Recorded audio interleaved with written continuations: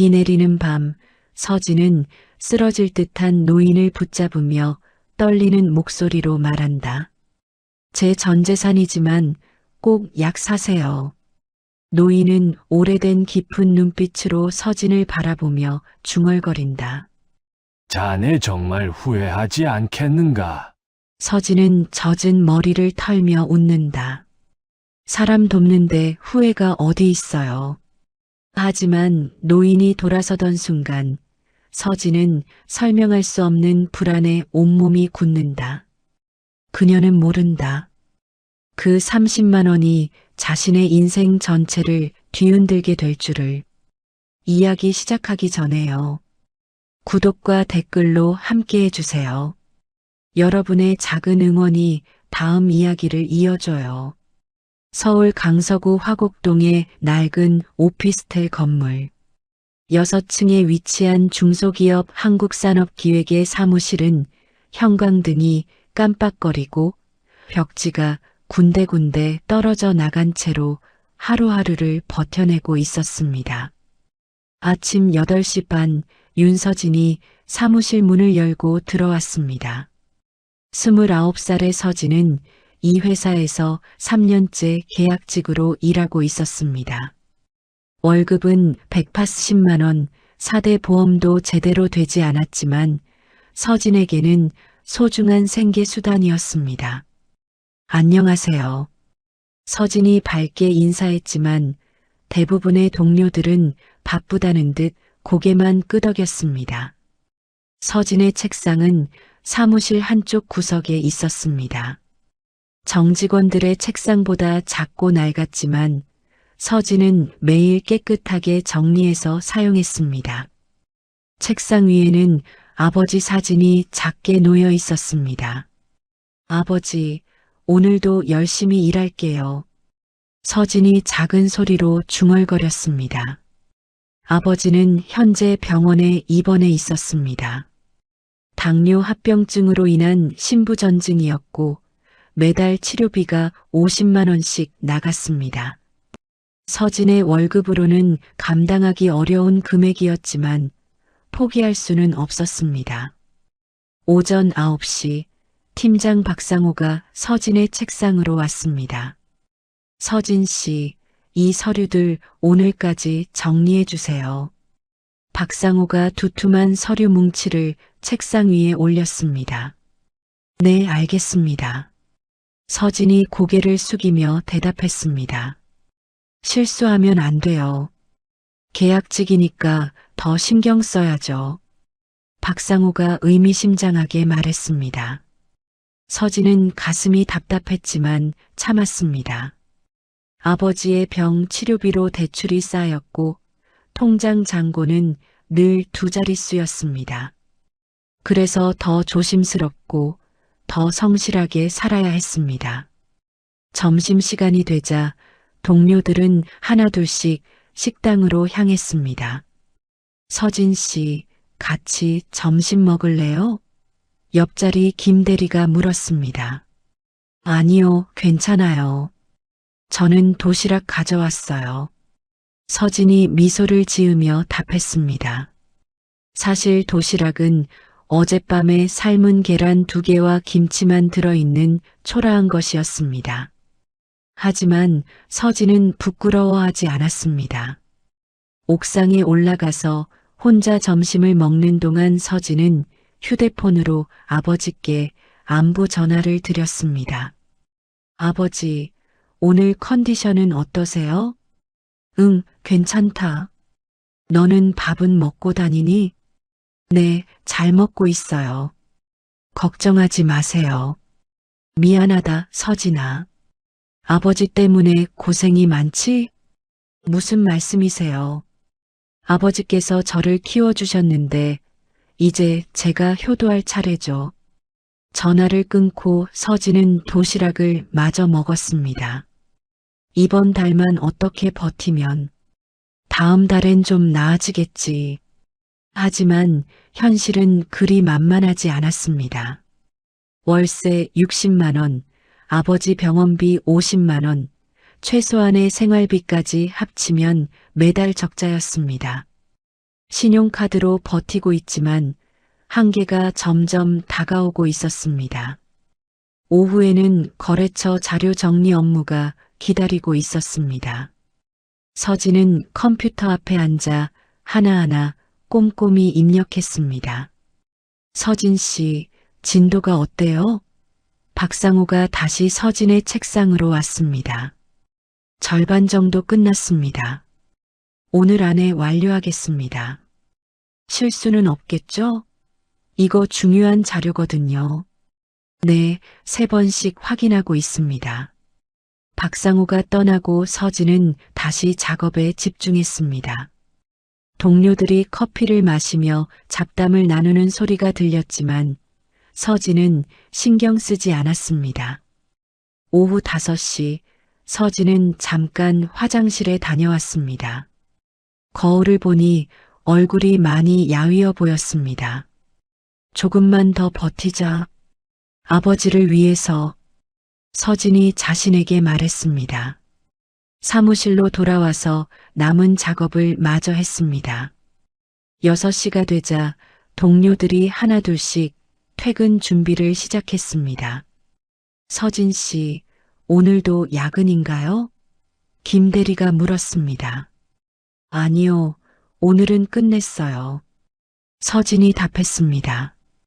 수고했어요. 내일 봐요. 6시 반 서진은 가방을 챙겼습니다. 낡은 가방에는 빈 도시락통과 물병, 그리고 아버지께 가져다 드릴 과일 1개가 들어 있었습니다. 내일 봬요. 서진이 남은 동료들에게 인사하며 사무실을 나섰습니다. 엘리베이터를 타고 1층으로 내려가면서 서진은 지갑을 확인했습니다. 현금 3만 원과 카드 몇 장이 전부였습니다. 이번 달 월세는 카드로 돌렸고 다음 달까지 어떻게 버텨야 할지 막막했습니다. 건물 밖으로 나오니 11월 말 저녁 바람이 차가웠습니다. 서진은 얇은 코트깃을 세우며 지하철역으로 향했습니다. 지하철역까지는 걸어서 10분 정도 걸렸습니다. 길을 걸으며 서진은 오늘 하루를 돌아봤습니다. 특별할 것 없는 평범한 하루였지만 그래도 무사히 보낸 하루였습니다. 내일도 이런 하루가 이어질 것이고 언젠가는 상황이 나아질 거라고 믿고 있었습니다. 서진에게 회사는 일터이자 살아남기 위한 마지막 끈이었습니다. 지하철역으로 향하는 길에 갑자기 하늘에서 빗방울이 떨어지기 시작했습니다. 서진은 가방에서 우산을 꺼내려 했지만 어제 회사에 두고 온 것이 기억났습니다. 아, 우산을. 서진이 작게 한숨을 쉬었습니다. 비는 점점 거세져서 이제 제대로 된 소나기가 되었습니다. 서진은 급하게 지하철역 입구로 뛰었습니다. 하지만 이미 옷이 많이 젖어버렸습니다. 지하철역 입구 근처에는 벤치가 몇 개 있었습니다. 비를 피하려는 사람들로 붐비고 있었는데 그중 한쪽 구석에서 허름한 코트를 입은 노인이 벤치에 앉아 있었습니다. 노인은 70대 정도로 보였고 옷차림이 매우 초라했습니다. 코트는 여러 군데 헤어져 있었고 신발도 많이 낡아 보였습니다. 무엇보다 노인의 얼굴이 창백해서 몸이 아픈 것 같아 보였습니다. 서진이 지나가려던 순간 노인이 갑자기 벤치에서 비틀거리며 일어서려 했습니다. 하지만 다리에 힘이 없는지 다시 주저앉았습니다. 서진이 걸음을 멈추고 노인을 바라봤습니다. 노인은 다시 일어서려 했지만 이번에는 앞으로 쓰러질 듯 휘청거렸습니다. 주변 사람들은 모두 자신의 일에만 신경 쓰고 있어서 노인의 상황을 눈치채지 못했습니다. 괜찮으세요? 서진이 급하게 노인에게 다가가서 팔을 붙잡아 주었습니다. 노인은 놀란 듯 서진을 바라봤습니다. 아, 괜찮습니다. 괜찮아요. 얼굴이 안 좋아 보이시는데 어디 아프신 거 아니에요? 노인은 손을 내저으며 말했습니다. 괜찮아. 괜찮네. 그냥 약값이 없어서. 약값이라는 말에 서진의 가슴이 철렁 내려앉았습니다. 자신도 아버지의 병원비 때문에 어려움을 겪고 있어서 노인의 상황이 남의 일 같지 않았습니다. 약값이요? 혹시 많이 급하신가요? 서진이 걱정스럽게 물었습니다. 아니야. 괜찮아. 노인이 고개를 저었지만 목소리에서 힘이 없음이 느껴졌습니다. 서진은 잠시 고민했습니다. 지갑 속에는 이번 달 남은 생활비 30만 원이 전부였습니다. 월세는 이미 카드로 결제했고 아버지 병원비도 다음 주에 내야 했습니다. 하지만 노인을 그냥 지나칠 수는 없었습니다. 잠깐만요. 서진이 지갑을 꺼냈습니다. 뭐 하시는 겁니까? 노인이 당황하며 물었습니다. 서진은 지갑에서 30만 원을 모두 꺼냈습니다. 이 돈, 약 사세요. 꼭요. 노인은 깜짝 놀라며 서진을 바라봤습니다. 이런 큰 돈을. 아가씨, 이건 안 돼요. 괜찮아요. 사람이 아프면 약을 먹어야죠. 하지만, 받으세요. 제발이요. 서진이 노인의 손에 돈을 쥐어주었습니다. 노인은 서진의 손을 잡고 눈을 자세히 들여다봤습니다. 그 눈빛이 이상하게도 깊고 날카로웠습니다. 마치 서진의 마음속을 들여다보는 것 같았습니다. 자네, 후회하지 않을 텐가? 노인이 의미심장하게 물었습니다. 후회요? 사람이 사람을 돕는데 후회가 어디 있어요? 서진이 미소를 지으며 답했습니다. 노인은 한참 동안 서진을 바라봤습니다. 그리고 천천히 고개를 끄덕였습니다. 고맙습니다. 정말 고마워요. 노인이 진심 어린 목소리로 말했습니다. 천만에요. 빨리 약 사서 드세요. 그리고 몸조리 잘하시고요. 서진이 인사를 하고 돌아서려는 순간 노인이 다시 말을 걸었습니다. 아가씨 이름이 뭔가요? 윤서진입니다. 윤서진. 노인이 그 이름을 되뇌었습니다. 좋은 이름이군요. 꼭 기억해 두겠습니다. 네, 그럼 안녕히 가세요. 서진은 노인에게 마지막 인사를 하고 지하철역 안으로 들어갔습니다. 계단을 내려가면서 문득 뒤를 돌아보니 노인이 여전히 그 자리에 서서 서진을 바라보고 있었습니다. 지하철을 타고 집으로 가는 동안 서진은 마음 한구석에서 불안함을 느꼈습니다. 30만 원은 자신에게 정말 소중한 돈이었습니다.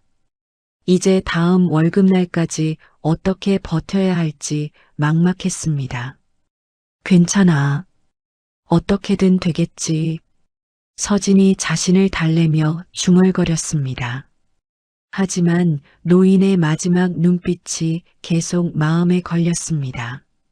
왜 그렇게 자신을 뚫어지게 쳐다봤을까? 그리고 후회하지 않을 텐가? 라는 말은 무슨 의미였을까? 집에 도착한 서진은 냉장고를 열어봤습니다. 남은 음식이 거의 없었습니다. 라면 2개와 계란 몇 개가 전부였습니다. 내일부터는 정말 절약해야겠다. 서진이 한숨을 쉬었습니다. 그날 밤 서진은 잠자리에 누워서도 계속 그 노인 생각이 났습니다. 과연 자신이 한 일이 옳았을까? 하지만 곧 마음을 다잡았습니다. 어려운 사람을 돕는 것에 후회할 이유는 없었습니다. 일주일이 지났습니다. 서진은 그동안 라면과 계란으로만 연명하며 어렵게 버텨왔습니다. 노인에게 준 30만 원 때문에 생활이 더욱 팍팍해졌지만 후회하지는 않았습니다. 월요일 아침 평소와 같이 8시 반에 출근하던 서진은 회사 건물 앞에서 이상한 광경을 목격했습니다. 반짝이는 검은 벤츠 S클래스가 건물 정면에 주차되어 있었습니다. 저 차 뭐지? 서진이 차를 바라보며 중얼거렸습니다. 회사 건물에는 평소에 그런 고급차가 오는 일이 없었습니다. 대부분 중소기업들이 입주해 있는 건물이라 임원들도 국산차를 타는 경우가 많았습니다. 건물 입구에서 다른 직장인들도 그 차를 신기하게 바라보고 있었습니다. 저 차 누구 것 같아? 회장님이라도 오신 건가? 우리 회사에는 저런 차 탈 사람 없는데. 서진은 별 신경 쓰지 않고 건물 안으로 들어갔습니다. 엘리베이터를 타고 6층에 있는 회사로 향했습니다. 안녕하세요. 서진이 평소와 같이 동료들에게 인사했습니다. 그런데 사무실 분위기가 평소와 달랐습니다. 직원들이 웅성거리며 뭔가 흥분해 있었습니다. 서진 씨 들었어요? 옆자리 김대리가 서진에게 다가왔습니다. 뭐요? 오늘 회사에 중요한 손님이 오신다는 소문이 있어요. 중요한 손님이요? 네, 그것도 아주 큰 회사에서 오신다고 하던데. 서진은 그저 고개만 끄덕이고 자신의 자리에 앉았습니다. 그런 일들은 계약직인 자신과는 상관없는 일이라고 생각했습니다. 오전 10시쯤 갑자기 사무실이 술렁거리기 시작했습니다. 창가에 앉은 직원들이 밖을 내다보며 수군거렸습니다. 저분 누구지? 벤치에서 내리시는 분 봤어? 나이가 꽤 있으신 것 같던데. 서진도 궁금해서 창 쪽으로 가서 내려다봤습니다. 검은 벤치 옆에서 한 노인이 차에서 내리고 있었습니다. 거리 때문에 얼굴은 잘 보이지 않았지만 정장을 입은 노인이었습니다. 저분이 오늘 오신다는 중요한 손님인가 봐요. 김 대리가 말했습니다. 서진은 별 관심 없이 자리로 돌아왔습니다. 오늘도 처리해야 할 업무가 쌓여 있었습니다. 그런데 1시간 후 팀장 박상호가 급하게 사무실로 들어왔습니다. 여러분, 잠깐 주목해 주세요. 박상호가 큰 소리로 말했습니다. 모든 직원들이 고개를 들어 박상호를 바라봤습니다. 오늘 우리 회사에 아주 중요한 분이 오셨습니다. 한국 굴지의 대기업에서 오신 분이니까 모두 조심해서 행동해 주세요. 어떤 회사에서 오신 건가요? 김 대리가 물었습니다. 한도그룹에서 오셨습니다. 그것도 임원급에서요. 직원들이 모두 놀라는 표정을 지었습니다. 한도그룹은 국내 10대 대기업 중 하나였습니다. 왜 우리 같은 작은 회사에? 누군가가 중얼거렸습니다. 이유는 모르겠지만 어쨌든 실수하지 말고 조심해서 행동하세요. 박상호가 나간 후 사무실은 더욱 술렁거렸습니다. 한도그룹이라니. 대박이다. 혹시 우리 회사 인수하려는 건 아닐까? 그럴 리 없어. 우리 같은 작은 회사를. 서진은 그런 대화들을 들으면서도 자신의 일에만 집중했습니다. 어차피 그런 큰 일들은 자신 같은 계약직과는 무관한 일이었습니다. 점심시간이 되자 서진은 평소처럼 옥상으로 올라갔습니다. 오늘도 라면 하나가 점심이었습니다. 돈이 없어서 편의점에서 가장 싼 라면을 샀습니다. 옥상에서 라면을 먹으며 서진은 일주일 전 노인을 도왔던 일을 생각했습니다. 경제적으로는 힘들어졌지만 그래도 옳은 일을 했다는 생각에 마음은 편했습니다. 오후 2시쯤 갑자기 사무실에 긴장감이 돌았습니다. 한도그룹에서 온 임원이 회사 내부를 둘러보러 온다는 소식이 들렸습니다. 모두 자리 정리하고 열심히 일하는 모습 보여주세요. 박상우가 지시했습니다. 직원들이 모두 긴장하며 업무에 집중하는 척했습니다. 서진도 평소보다 더 바른 자세로 앉아서 컴퓨터 작업을 했습니다. 그때 사무실 문이 열리며 회사 사장과 함께한 노인이 들어왔습니다. 서진이 고개를 들어 그 노인을 보는 순간 온몸이 얼어붙었습니다. 어르신? 서진이 작은 소리로 중얼거렸습니다. 일주일 전 지하철역에서 만났던 바로 그 노인이었습니다. 하지만 지금은 완전히 다른 모습이었습니다. 고급 정장을 입고 당당한 자세로 서 있었습니다. 노인도 서진을 발견하고 천천히 미소를 지었습니다. 윤서진 씨, 잠깐 나와서 이야기 좀 하겠습니까? 사무실 전체가 조용해졌습니다. 모든 직원들의 시선이 서진에게 집중되었습니다. 사무실 전체가 숨을 죽인 채 조용해졌습니다. 모든 직원들의 시선이 서진에게 집중되었고 서진은 당황해서 어떻게 해야 할지 몰랐습니다. 저를요? 서진이 떨리는 목소리로 물었습니다. 노인은 온화한 미소를 지으며 고개를 끄덕였습니다. 네, 윤서진 씨. 잠깐 이야기할 시간이 있나요? 박상호 팀장이 놀란 표정으로 서진과 노인을 번갈아 봤습니다. 서진 씨가 이분을 아시는 건가요? 아, 네. 잠깐 뵌 적이 있습니다. 서진이 어색하게 답했습니다. 직원들이 수군거리기 시작했습니다. 서진 씨가 한도그룹 임원을 안다고? 어떻게 알게 된 거지? 계약직이 그런 분을 알 리가 없는데. 회사 사장이 당황하며 앞으로 나왔습니다. 부회장님, 저희 직원이 신뢰를 범한 건 아니겠죠? 부회장? 서진이 깜짝 놀라며 노인을 바라봤습니다. 노인은 조용히 말했습니다. 신뢰는 무슨, 오히려 제가 고마움을 표하고 싶어서 왔습니다. 사장과 박상호, 그리고 모든 직원들이 더욱 당황했습니다. 한도그룹의 부회장이 계약직 직원에게 고마움을 표한다는 것이 믿어지지 않았습니다. 그럼 밖에서 이야기할까요?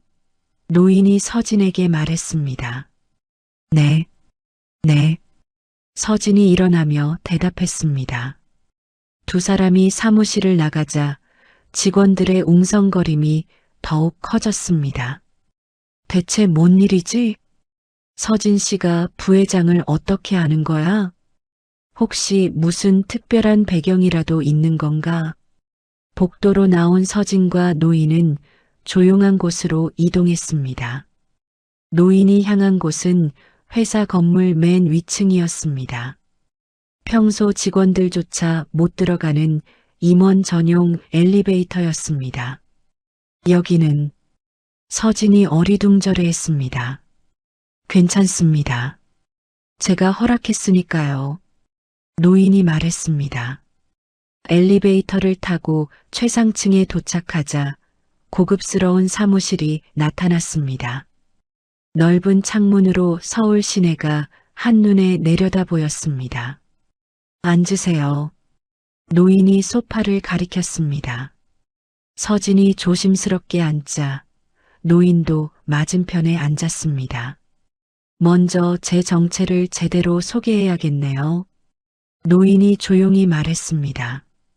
서진은 긴장한 채로 기다렸습니다. 저는 한도그룹의 부회장 한도연입니다. 그리고 노인이 잠시 말을 멈췄습니다.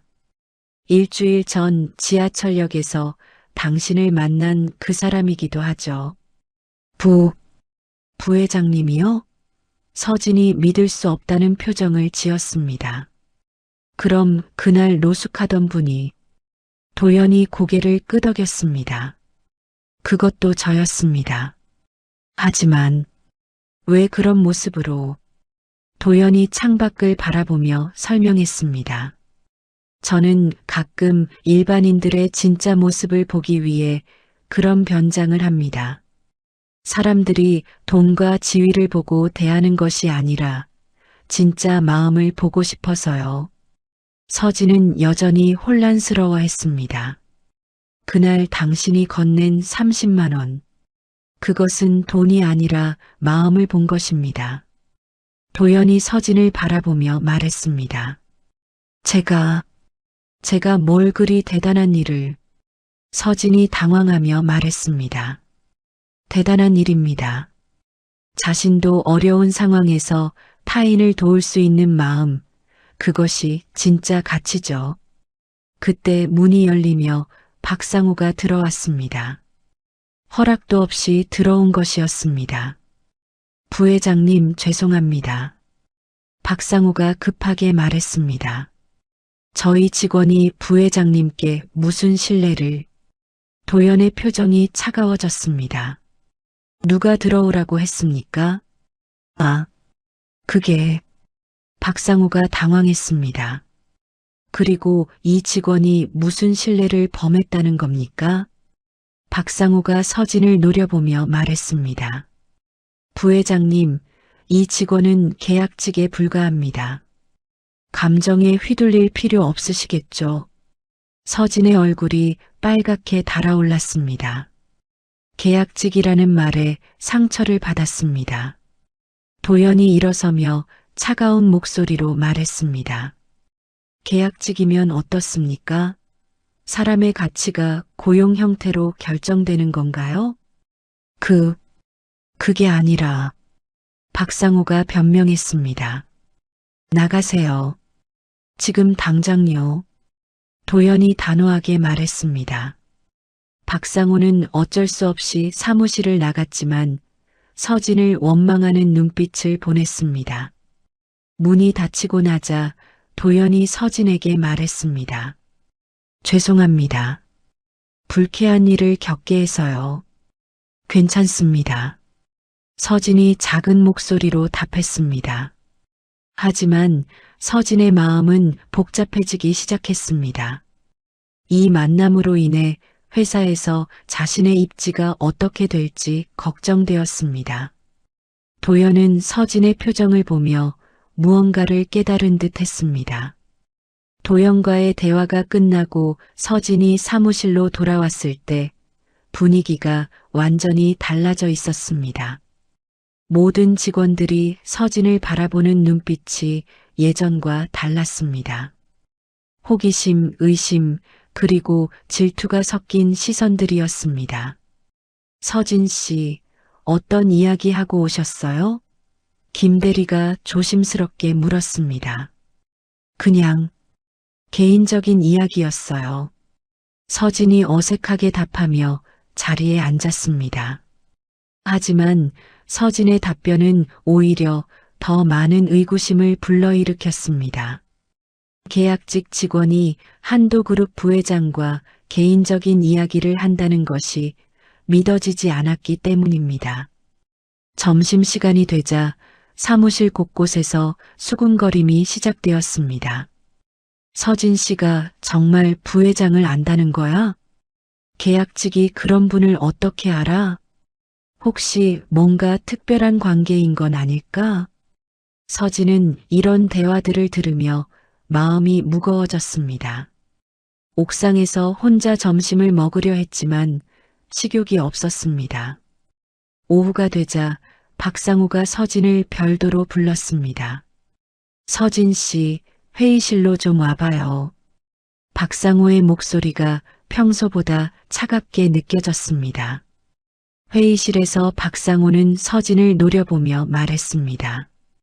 도대체 부회장님과 무슨 관계예요? 특별한 관계 아닙니다. 우연히 도움을 드린 적이 있어서. 도움? 박상호가 비웃었습니다. 계약직이 한도그룹 부회장한테 무슨 도움을 줄 수 있다는 거죠? 정말 그냥 작은 도움이었어요. 서진 씨, 저한테 거짓말하지 마세요. 분명히 뭔가 있을 거 아니에요. 박상호는 서진이 어떤 배경이 있어서 부회장과 연결되어 있다고 의심했습니다.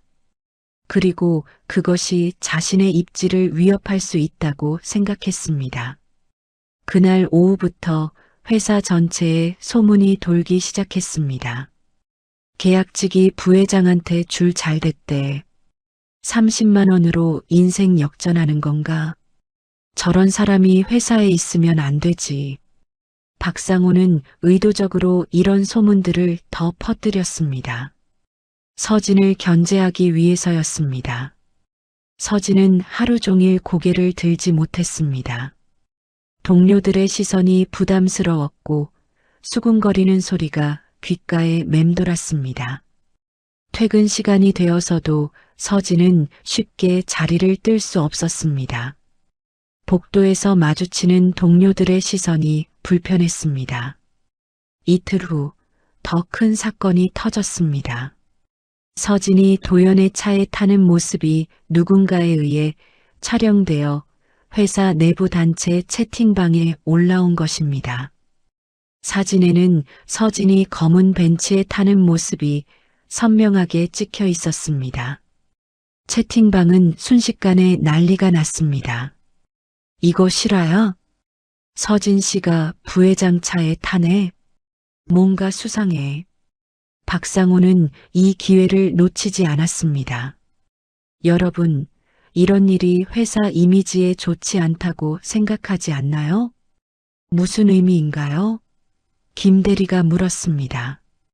계약직이 대기업 임원과 이런 관계를 맺는 게 과연 적절한지. 회사 입장에서는 부담스럽죠.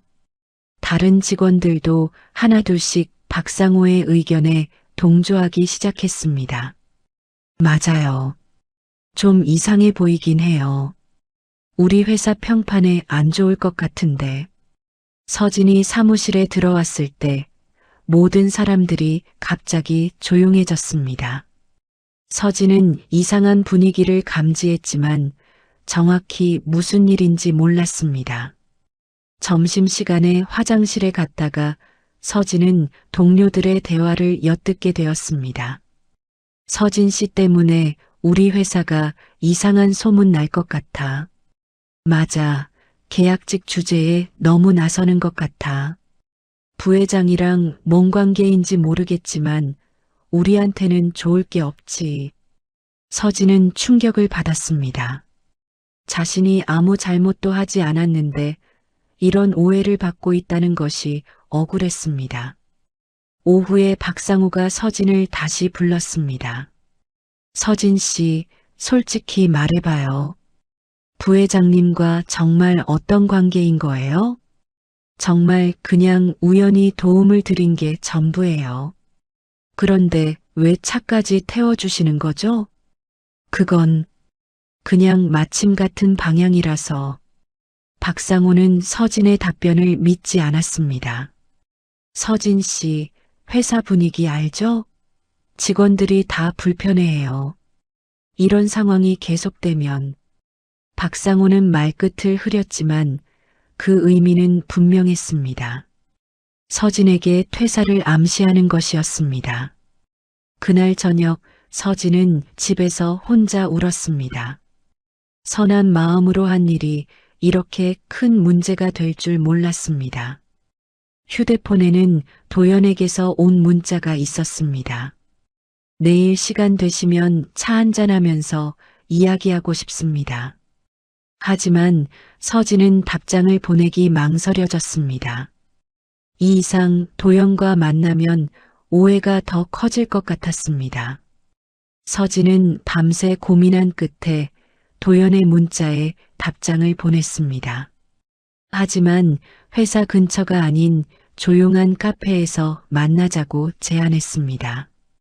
더 이상 오해를 받고 싶지 않았기 때문입니다. 다음 날 저녁 서진은 약속 장소인 카페에 도착했습니다. 도연은 이미 와서 기다리고 있었습니다. 평범한 옷차림으로 변장한 모습이었습니다. 오셨군요. 도연이 미소를 지으며 일어났습니다. 네. 서진이 조심스럽게 자리에 앉았습니다. 우선 주문부터 하죠. 뭘 드시겠어요? 아메리카노 하나만 주세요. 도연이 음료를 주문하고 돌아와서 서진의 표정을 살펴봤습니다. 지난번보다 훨씬 지쳐 보였습니다. 요즘 회사에서 힘드시죠? 도연이 조심스럽게 물었습니다. 서진이 고개를 들어 도연을 바라봤습니다. 어떻게 아셨어요? 제가 회사에 나타난 후 분위기가 어떨지 짐작이 갔습니다. 서진의 눈가가 붉어졌습니다. 부회장님, 저 때문에 오히려 피해 보시는 것 같아요. 그냥 거리를 두세요.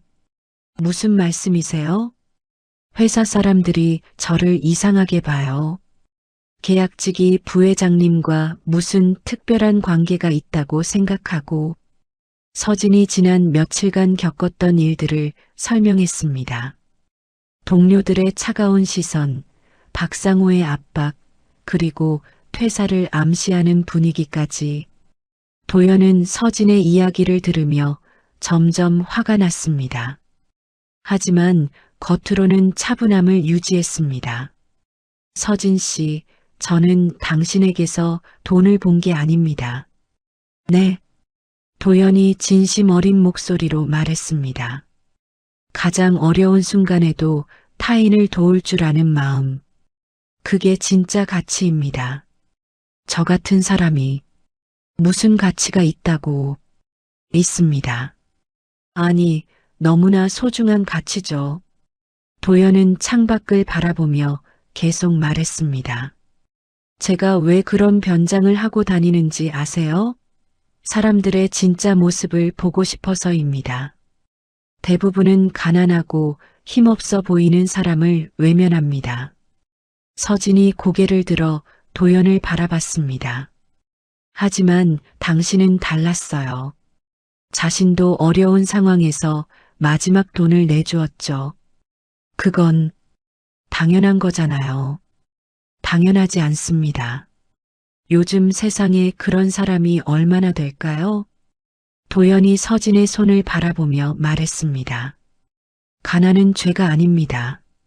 계약직이라는 것도 부끄러운 일이 아니고요. 사람됨이 죄가 되면 안 되죠. 서진의 눈에서 눈물이 흘러내렸습니다. 지난 며칠간 받았던 상처와 억울함이 한꺼번에 올라왔습니다. 하지만 저는 정말 아무것도 아닌 사람이에요. 계약직이고 가난하고 그런 것들이 사람의 가치를 결정하지 않습니다. 도연이 서진을 바라보며 단호하게 말했습니다. 당신이 그날 제게 보여준 것은 돈이 아니라 인간성이었어요. 그것이야말로 어떤 돈으로도 살 수 없는 가치죠. 서진은 그제야 스스로를 조금 용서하기 시작했습니다. 자신이 부끄러워할 이유가 없다는 것을 깨달았습니다. 부회장님, 정말 고마워요. 고마워할 사람은 저예요. 당신 덕분에 아직도 세상에는 선한 사람들이 있다는 것을 확인했으니까요. 도연이 잠시 생각에 잠기더니 말했습니다. 서진 씨, 혹시 이직 생각 있으세요? 이직이요? 네, 더 좋은 조건의 회사로요. 서진이 당황하며 손을 흔들었습니다. 저는 그럴 능력이 없어요. 능력은 충분합니다. 다만 기회가 없었을 뿐이죠. 하지만 생각해 보세요. 지금 회사에서 받는 스트레스를 감내하면서까지 거기 있을 이유가 있나요? 서진은 고민에 빠졌습니다. 정말로 지금 회사를 떠날 수 있을까요? 아버지 병원비 때문에 수입이 끊기면 안 돼요. 그런 걱정은 하지 마세요. 제가 책임지겠습니다. 아니에요. 그럴 수는 없어요. 서진이 급하게 말했습니다. 도연의 호의에 감사했지만 그렇게 신세를 질 수는 없었습니다. 그럼 정당한 대가를 받고 일하는 것은 어때요? 정당한 대가요? 네, 당신의 능력에 맞는 대우를 받으면서 일하는 거죠. 도연의 제안을 들으며 서진은 새로운 희망을 느꼈습니다. 하지만 동시에 두려움도 있었습니다. 저 정말 할 수 있을까요? 할 수 있습니다. 제가 보증하죠. 두 사람은 한참 동안 대화를 나눴습니다. 도연은 서진에게 용기를 주었고 서진은 조금씩 자신감을 되찾기 시작했습니다. 다음 날 아침 도연은 서진과의 약속대로 한국산업기획회사를 다시 방문했습니다. 이번에는 전 직원 회의를 소집하라고 요청했습니다. 오전 10시 회의실에 모든 직원들이 모였습니다. 도연이 들어오자 모든 사람들이 긴장한 기색을 보였습니다. 오늘 한 가지를 분명히 하려고 왔습니다. 도연이 단호한 목소리로 말문을 열었습니다. 박상호가 앞자리에서 비웃는 표정을 지었습니다. 부회장님, 계약직 하나 때문에 이렇게까지 하실 필요가. 조용히 하세요. 도연이 날카롭게 말을 끊었습니다. 회의실이 순간 정적에 휩싸였습니다. 박상호의 얼굴이 굳어졌습니다. 도연은 모든 직원들을 둘러보며 크게 말했습니다. 이 회사는 가난한 사람을 무시하는 회사입니까? 약한 사람을 짓밟는 사람을 중용하는 회사입니까? 직원들이 숨을 삼키며 서로를 바라봤습니다. 아무도 대답하지 못했습니다. 윤서진 씨를 모함하고 괴롭힌 사람, 지금 당장 나와서 사과하세요. 박상호가 얼굴을 붉히며 일어났습니다. 부회장님, 모함이라니요. 저희는 그냥 뭡니까? 회사 질서를 위해서 한 일입니다. 계약직이 감히. 도연의 눈빛이 차가워졌습니다. 계약직이 감히 뭡니까?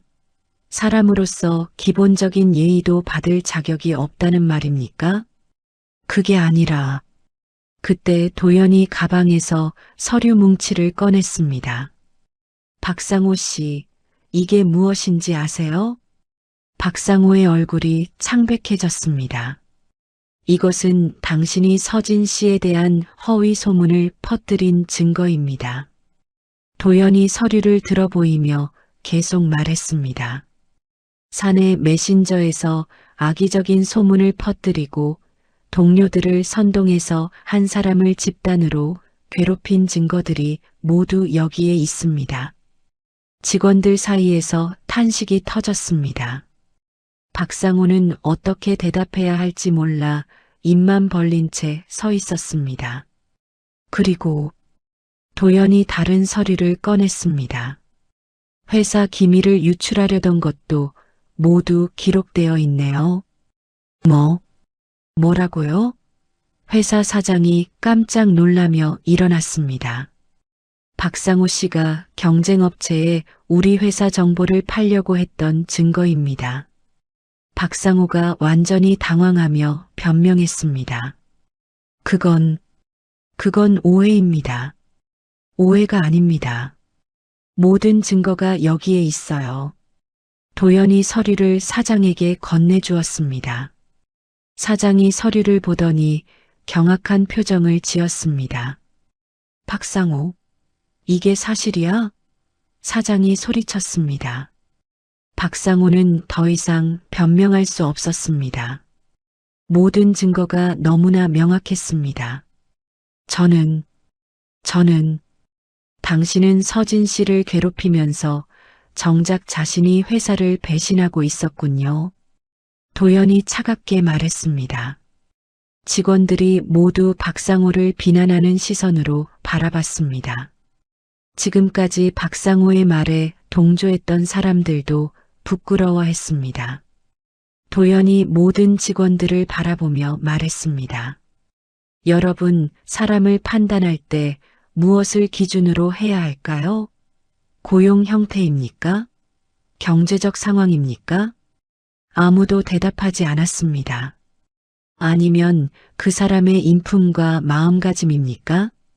김 대리가 조심스럽게 손을 들었습니다. 인품이 중요하다고 생각합니다. 맞습니다. 윤서진 씨는 어려운 상황에서도 타인을 도울 줄 아는 사람입니다. 반면 박상호 씨는 어떤가요? 박상호가 고개를 떨군 채 아무 말도 하지 못했습니다. 앞으로 이 회사에서 이런 일이 다시 일어나면 안 됩니다. 사람을 외모나 지위로 판단하지 마세요. 회사 사장이 일어서서 말했습니다. 부회장님 말씀이 맞습니다. 저희가 잘못했습니다. 그리고 박상호 씨, 도연이 박상호를 바라봤습니다. 네. 당신은 오늘부로 이 회사와의 관계를 정리하세요. 박상호가 절망적인 표정을 지었습니다. 부회장님, 제발. 이미 결정된 일입니다. 회의가 끝나고 직원들이 하나둘씩 나가면서 서진에게 사과했습니다. 서진 씨, 미안했어요. 저희가 잘못 생각했네요. 앞으로는 이런 일 없을 거예요. 서진은 동료들의 사과를 받으며 마음이 복잡했습니다. 기쁘면서도 한편으로는 아직 믿기지 않았습니다. 도연이 서진에게 다가와서 말했습니다. 이제 마음 편하게 일할 수 있겠네요. 네. 정말 고마워요. 고마워할 일이 아닙니다. 당연한 일을 한 것뿐이에요. 몇 주가 지났습니다. 박상호가 회사를 떠난 후 분위기가 완전히 달라졌습니다. 동료들은 서진을 예전과 다르게 대했고 더 이상 계약직이라는 이유로 무시하거나 차별하지 않았습니다. 어느 금요일 오후 도연이 다시 회사를 방문했습니다. 이번에는 서진을 별도로 만나기 위해서였습니다. 서진 씨, 잠깐 이야기할 시간 있나요? 도연이 정중하게 말했습니다. 네, 물론이죠. 서진이 답했습니다. 두 사람은 조용한 회의실로 이동했습니다. 도연이 서류 봉투 하나를 서진에게 내밀었습니다. 이게 뭔가요? 서진이 궁금해하며 물었습니다. 열어보세요. 서진이 봉투를 열어보니 정규직 전환 계약서가 들어있었습니다. 그것도 기존 월급의 2배가 넘는 조건이었습니다. 이건 뭔가요? 서진이 놀라며 도연을 바라봤습니다. 이제 계약직 그만두고 정규직으로 일해보지 않겠습니까? 하지만 제가 이런 조건을 받을 자격이 도연이 서진의 말을 막았습니다. 자격이 없다고요? 당신만큼 자격 있는 사람이 또 있을까요? 저는 정말 평범한 사람이에요. 평범하지 않습니다. 당신이 그날 보여준 마음, 그것이야말로 가장 특별한 것이에요. 서진의 눈에서 눈물이 흘러내렸습니다. 저 정말 괜찮을까요? 도연이 확신에 찬 목소리로 답했습니다. 괜찮은 게 아니라 훌륭할 겁니다. 서진이 떨리는 손으로 계약서에 사인했습니다. 새로운 시작이었습니다.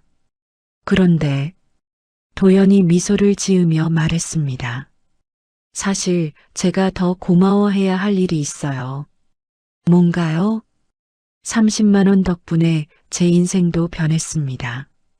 무슨 말씀이세요? 도연이 창밖을 바라보며 설명했습니다. 저는 오랫동안 사람들을 믿지 못했어요. 돈과 지위 때문에 접근하는 사람들만 봐왔거든요. 서진이 조용히 들었습니다. 그런데 당신을 만나고 나서야 깨달았죠. 아직도 세상에는 진정한 선함을 가진 사람들이 있다는 것을 말입니다. 저는 그냥 당연한 일을 했을 뿐이에요. 그 당연함이 특별한 거예요. 요즘 세상에서는 당연한 일이 가장 어려운 일이거든요. 도연이 서진을 바라보며 계속 말했습니다. 그날 저는 노인이 아니라 한 사람의 진심을 본 것입니다. 그리고 그 진심이 저를 변화시켰어요. 서진은 자신이 한 작은 행동이 이렇게 큰 변화를 가져올 수 있다는 것에 놀랐습니다.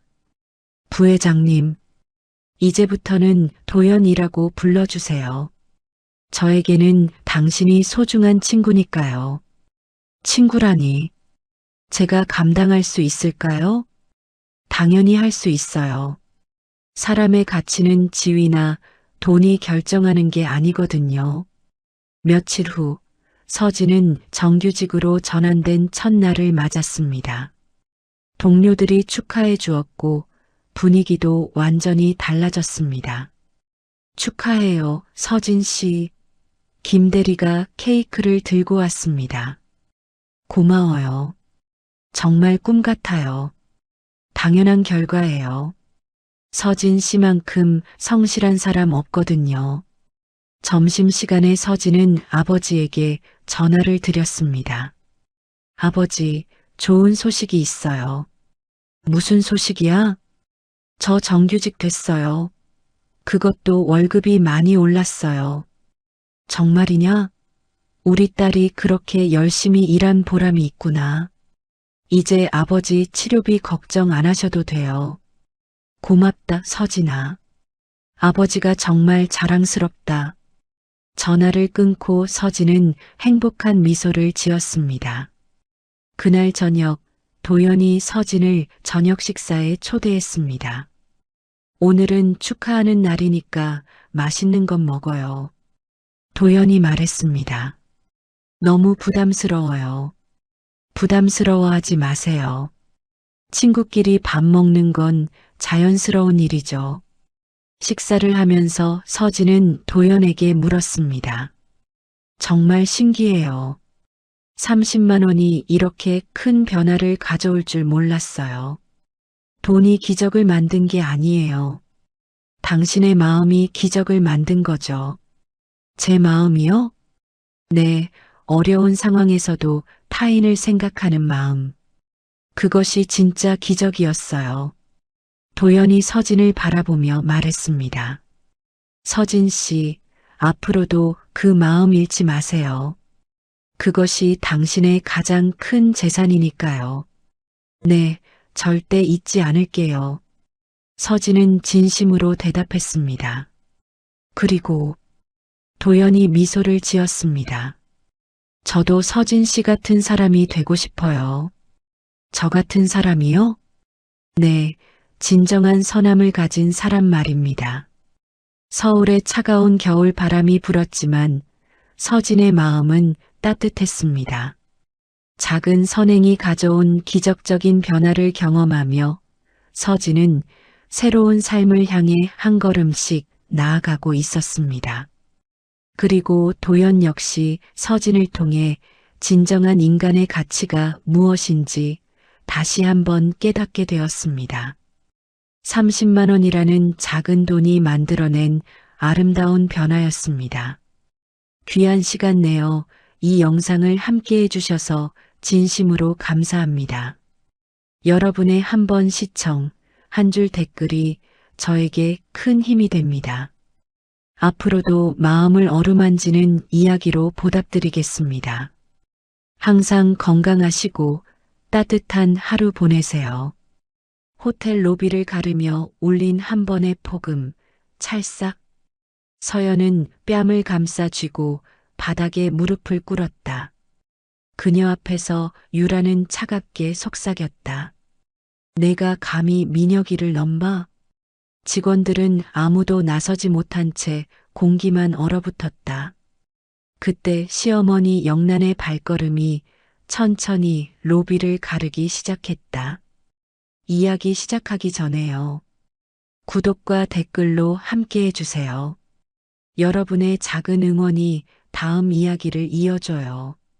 서울 강남구 청담동에 위치한 그랜드 센트럴 호텔.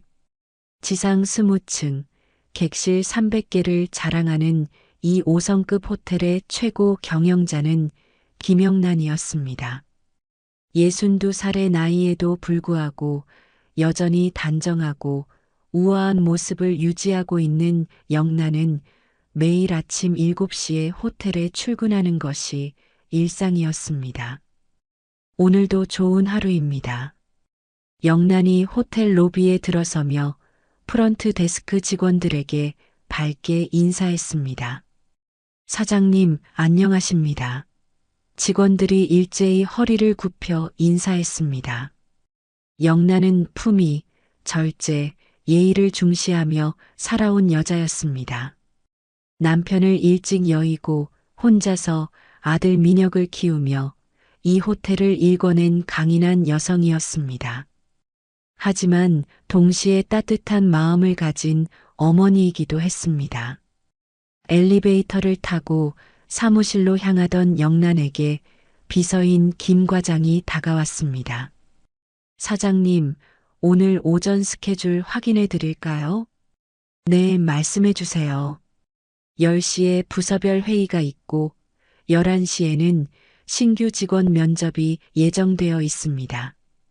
그리고 오후 2시에는 본사 임원진과의 미팅이 있습니다. 알겠습니다. 회의 자료는 준비되었나요? 네, 모두 준비 완료되었습니다. 사무실에 도착한 영란은 책상 위에 놓인 가족 사진을 바라봤습니다. 외아들 민혁과 함께 찍은 작년 생일 사진이었습니다. 35살이 된 민혁은 현재 대기업에서 부장으로 일하고 있었고 영란에게는 세상에서 가장 소중한 존재였습니다. 민혁이도 이제 결혼할 나이인데 영란이 사진을 바라보며 혼잣말했습니다. 최근 민혁이 진지하게 교제하고 있는 여자친구가 있다고 했습니다. 박서연이라는 31살의 여성으로 민혁이 결혼을 생각하고 있다고 말했습니다.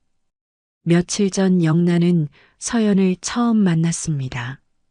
민혁이 엄마 소개하고 싶은 사람이 있어라며 데려온 여자였습니다. 안녕하세요. 박서연입니다. 서연이 정중하게 인사했을 때의 모습이 기억났습니다. 화려하지도 뻔뻔하지도 않은 조용한 여자였습니다.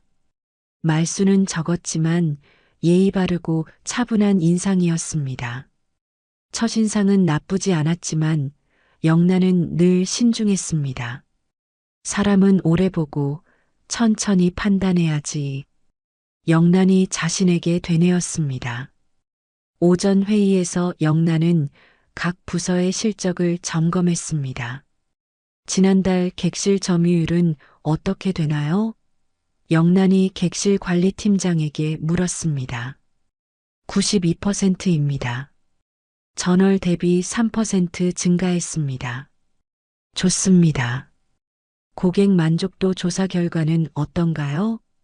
평점 4.7점으로 매우 양호합니다. 특히 직원 서비스에 대한 평가가 높았습니다. 영란은 만족스럽게 고개를 끄덕였습니다. 모든 직원들이 노력해준 덕분이네요. 계속 이런 수준을 유지해 주세요. 회의 후 영란은 평소처럼 호텔 각 층을 돌며 점검하기 시작했습니다. 로비, 레스토랑, 연회장까지 하나하나 직접 확인하는 것이 영란의 습관이었습니다. 로비에서 영란은 프런트 데스크 직원과 대화를 나눴습니다. 오늘 체크인 현황은 어떤가요? 현재까지 순조롭게 진행되고 있습니다. 특별한 문제사항은 없습니다. 손님들의 불편사항은 접수된 게 있나요? 아직까지는 없습니다. 모든 직원들이 세심하게 신경 쓰고 있어서요. 영란은 로비를 천천히 걸으며 손님들의 모습을 관찰했습니다. 외국인 관광객 가족이 체크인을 하고 있었고 비즈니스 미팅을 위해 온 사업가들이 로비 소파에서 대화를 나누고 있었습니다. 모든 것이 평화롭네. 영란이 마음속으로 생각했습니다. 점심시간에 영란은 호텔 레스토랑에서 식사를 했습니다. 평소 건강을 위해 가벼운 식단을 선호하는 영란은 샐러드와 연어 스테이크를 주문했습니다. 식사 중에 휴대폰이 울렸습니다. 민혁에게서 온 전화였습니다. 엄마, 안녕하세요. 응, 민혁아. 무슨 일이야? 오늘 저녁에 서연이랑 같이 호텔로 갈게요. 서연이가 어머니께 정식으로 인사드리고 싶다고 해서요. 영란의 얼굴에 미소가 번졌습니다. 그래, 좋아. 몇 시쯤 올 거야? 7시쯤 갈 예정이에요. 알겠어. 기다리고 있을게. 전화를 끊고 영란은 기분이 좋아졌습니다. 서연에 대해 더 알아볼 기회가 생긴 것 같아서 기뻤습니다. 오후에는 신규 직원 면접이 있었습니다. 영란은 직원 채용에 특히 신경을 썼습니다. 저희 호텔에서 일하고 싶은 이유가 무엇인가요? 영란이 면접자에게 물었습니다. 훌륭한 서비스로 유명한 이곳에서 경험을 쌓고 싶습니다. 손님을 대할 때 가장 중요하게 생각하는 것이 무엇인가요? 진심 어린 마음으로 섬기는 것이라고 생각합니다. 좋은 답변이네요. 그런 마음가짐이 있다면 훌륭한 호텔리어가 될 수 있을 것 같습니다. 오후 4시쯤 영란은 다시 로비로 내려왔습니다. 저녁 시간이 가까워지면서 호텔 로비에는 더 많은 사람들이 모여들기 시작했습니다. 김 과장, 오늘 저녁 일정 때문에 6시 반 이후에는 방해받고 싶지 않아요. 네, 알겠습니다. 모든 미팅을 내일로 연기하겠습니다. 영란은 시계를 보며 마음을 가다듬었습니다. 곧 민혁과 서연이 올 시간이었습니다. 저녁 7시 호텔 로비는 하루 중 가장 분주한 시간이었습니다. 체크인하는 손님들, 저녁 식사를 위해 레스토랑으로 향하는 사람들, 비즈니스 미팅을 마치고 돌아가는 고객들로 가득했습니다. 영란은 평소처럼 로비를 천천히 걸으며 전체적인 분위기를 점검하고 있었습니다. 프런트 데스크 직원들의 응대 자세, 로비 청소 상태, 손님들의 표정까지 세심하게 살펴보는 것이 그녀의 습관이었습니다. 사장님, 오늘 저녁 예약 현황은 만석입니다. 로비 매니저가 보고했습니다. 그렇다면 더욱 신경 써서 관리해야겠네요. 영란이 답했습니다. 그때 호텔 정문 쪽을 바라보니 민혁과 서연이 들어오는 모습이 보였습니다. 민혁은 깔끔한 정장 차림이었고 서연은 차분한 네이비색 원피스를 입고 있었습니다. 두 사람 모두 단정하고 예의 바른 모습이었습니다. 어머니, 민혁이 영란을 발견하고 밝게 손을 흔들었습니다. 영란은 반갑게 미소를 지으며 그들을 향해 걸어가려던 순간이었습니다. 갑자기 로비 한가운데서 찰싹 하는 날카롭고 강렬한 소리가 울렸습니다. 모든 사람들의 대화가 순간 멈췄습니다. 로비에 있던 손님들, 직원들, 모든 이의 시선이 그 소리가 난 쪽으로 향했습니다. 영란도 놀라서 걸음을 멈추고 그쪽을 바라봤습니다. 정면에서 충격적인 광경이 펼쳐지고 있었습니다. 울먹이며 왼쪽 뺨을 붙잡고 있는 사람이 바로 예비 며느리 서연이었습니다. 서연의 뺨이 빨갛게 부어올라 있었고 눈에는 놀라움과 당황스러움으로 가득 찬 눈물이 맺혀 있었습니다. 서연은 그 자리에 서서 뺨을 만지며 무슨 일이 일어났는지 이해하지 못하는 표정이었습니다. 그리고 서연의 바로 앞에는 차갑고 도전적인 표정을 한 여자가 서 있었습니다. 키가 크고 화려한 명품 옷을 입은 여성이었는데 영란은 그 여자가 누구인지 즉시 알아봤습니다. 민혁의 전 여자친구 유라였습니다. 33살의 유라는 유명한 재벌가의 외동딸로 몇 년 전까지 민혁과 교제했었지만 성격 차이와 가치관의 차이로 헤어진 것으로 알고 있었습니다. 유라는 서연을 내려다보며 손가락으로 가리키면서 차갑고 위협적인 목소리로 말했습니다. 민혁이한테 얼씬도 하지 마. 내가 감히 그 사람을 넘봐? 로비에 있던 사람들이 수군거리기 시작했습니다. 일부는 휴대폰을 꺼내 이 상황을 촬영하기 시작했습니다. 갑작스러운 폭력 상황에 당황한 호텔 직원들은 어떻게 대처해야 할지 몰라서 서로 눈치만 보고 있었습니다. 영란의 손끝이 차갑게 떨렸습니다. 마음속에서 분노가 치밀어 올랐습니다. 저 여자가 내 며느리한테? 민혁은 급하게 서연에게 달려갔습니다. 서연아, 괜찮아? 무슨 일이야? 민혁 씨. 서연이 떨리는 목소리로 민혁의 이름을 불렀습니다. 뺨의 따가움과 충격으로 제대로 말을 잇지 못하고 있었습니다. 유라는 민혁을 보자 비웃는 표정을 지으며 말했습니다. 오, 민혁이 왔네? 잘됐다. 내가 직접 봐야겠어. 이 여자가 정말 어떤 사람인지. 유라, 너 지금 뭐 하는 거야? 왜 서연이한테 이런 짓을 해? 민혁이 화를 내며 유라를 노려봤습니다. 뭐 하긴? 당연한 일을 하고 있는 거지. 내 앞을 막고 있는 장애물을 치우고 있는 거야.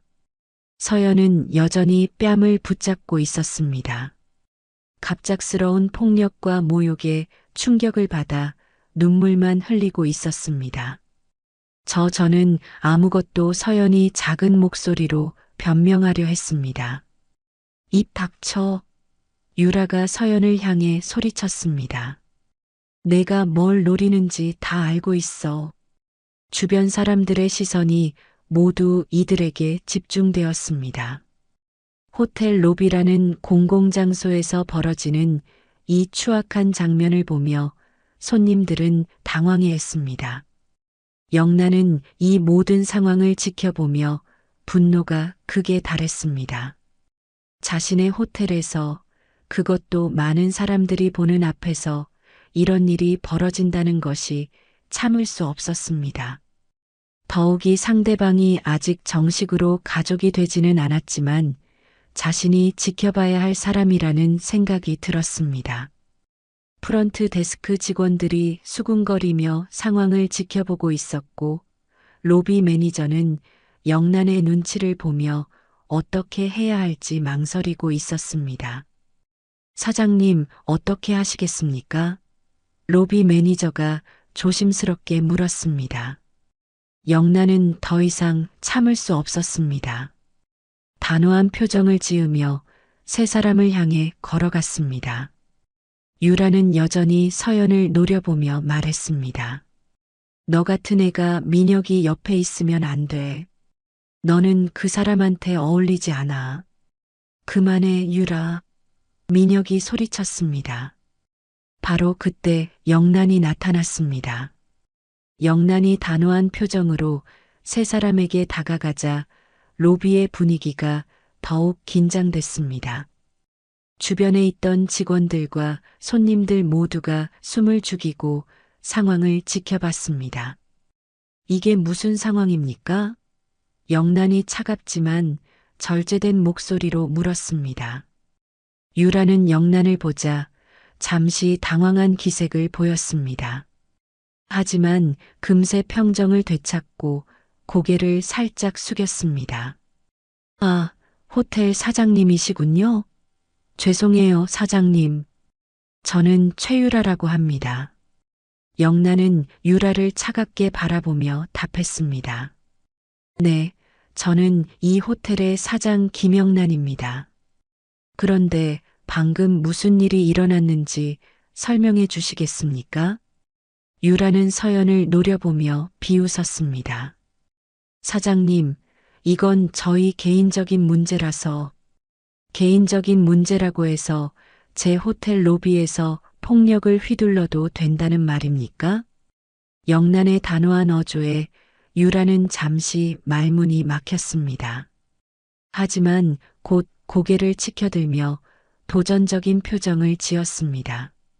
폭력이라니요? 저는 그냥 이 여자에게 충고를 해준 것 뿐인데요. 충고라고 하시면서 뺨을 때리셨나요? 영란이 서연의 빨간 뺨을 가리키며 물었습니다. 주변에서 지켜보던 사람들이 수군거렸습니다. 일부 손님들은 불편한 표정을 지으며 자리를 떠나기 시작했습니다. 민혁이 서연의 어깨에 손을 올리며 말했습니다. 엄마, 유라가 갑자기 나타나서 서연이한테 이런 짓을. 민혁아, 조용히 해. 영란이 아들을 제지했습니다.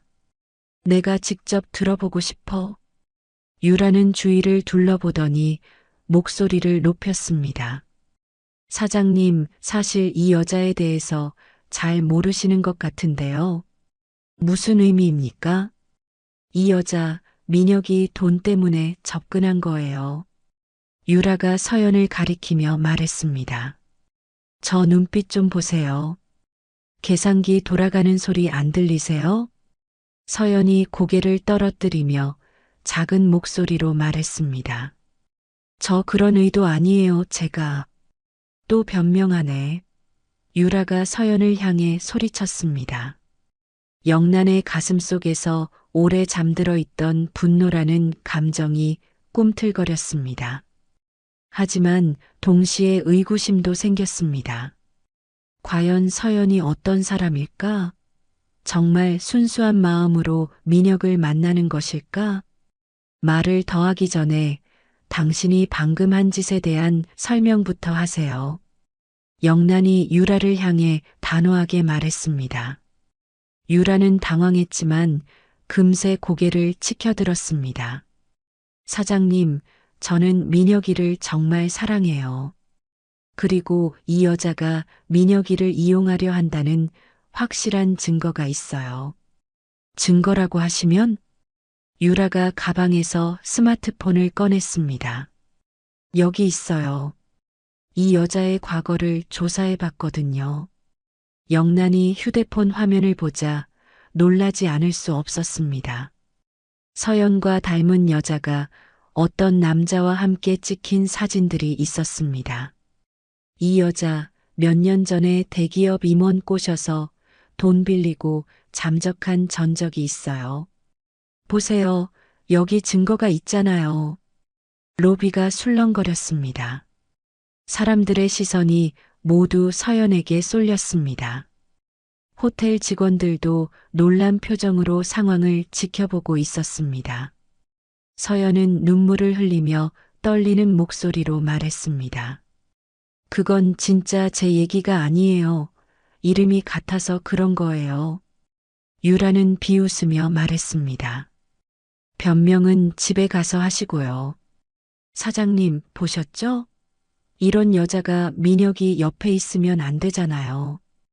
영란의 눈매가 차갑게 흔들렸습니다. 마음속에서는 여러 가지 감정이 교차했습니다. 분노, 의심, 그리고 어떻게 판단해야 할지에 대한 혼란이었습니다. 서연 씨, 이게 정말인가요? 영란이 조심스럽게 물었습니다. 서연은 두 손으로 얼굴을 가리며 흐느꼈습니다. 저도 저 사진 처음 봐요. 정말 저 아니에요. 민혁이 화를 내며 유라에게 소리쳤습니다. 유라, 너 지금 뭐 하는 거야? 거짓말로 서연이를 모함하고 있는 거야? 거짓말? 유라가 웃으며 말했습니다. 그럼 이 사진들이 조작된 거라는 말이야? 영란은 서연을 바라봤습니다. 서연의 눈에는 진심 어린 눈물이 흐르고 있었습니다. 하지만 동시에 유라가 보여준 증거들도 무시할 수 없었습니다. 서연 씨, 진정하시고 차근차근 설명해 주시겠어요? 영란이 부드럽게 말했습니다. 그러나 영란의 마음속 의심도 점점 커지고 있었습니다. 과연 서연이 정말 순수한 마음으로 민혁에게 접근한 것일까? 아니면 유라의 말처럼 다른 목적이 있는 것일까? 주변 사람들의 시선이 부담스러웠고 서연은 더욱 위축되어 보였습니다. 로비의 긴장된 분위기 속에서 서연은 여전히 눈물을 흘리며 고개를 숙이고 있었습니다. 유라가 보여준 사진들 때문에 주변 사람들의 시선이 더욱 차갑게 느껴졌습니다.